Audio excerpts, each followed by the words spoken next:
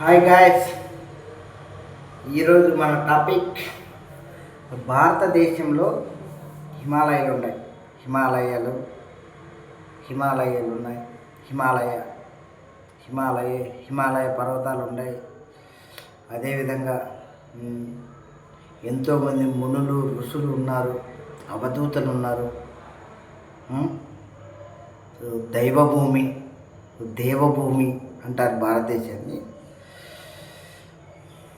నాకు తెలిసిన ఒక స్వామీజీ అడిగిండే క్వశ్చన్ ఏమంటే, నేను ఇక్కడ కాశీలో అడిగినది ఒక స్వామీజీ అంటే, నేను అడిగిన క్వశ్చన్ ఏమంటే, స్వామి, మానవుల బాడీలో పోయిండే అవయవాలు మళ్ళీ వస్తాయా అనే క్వశ్చన్ అడిగిన ఆయన్ని.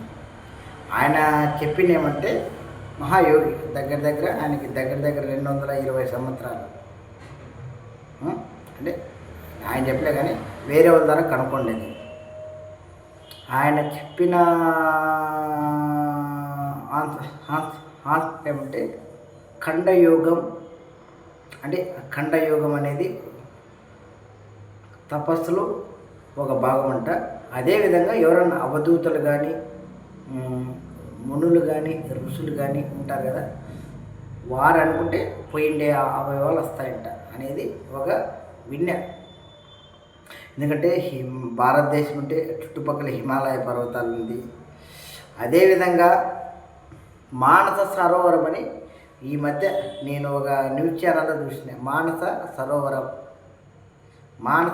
సరోవరం అంటే సప్త ఋషులు స్నానం చేస్తారనేది ఒక ప్రజల్లో ఉండే నమ్మకం, దైవ నమ్మకం. అదేవిధంగా 7 సప్త చిరంజీవులు ఉన్నారంట.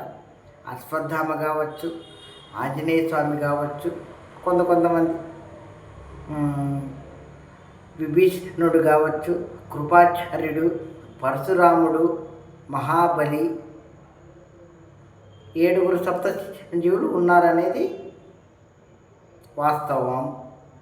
అదేవిధంగా మన ఇది లేకపోతే ఇంకోటి, భద్రాచలంలో భక్త రామదాసు శ్రీరాముడికి గుడి కట్టించాడనేది నిజం.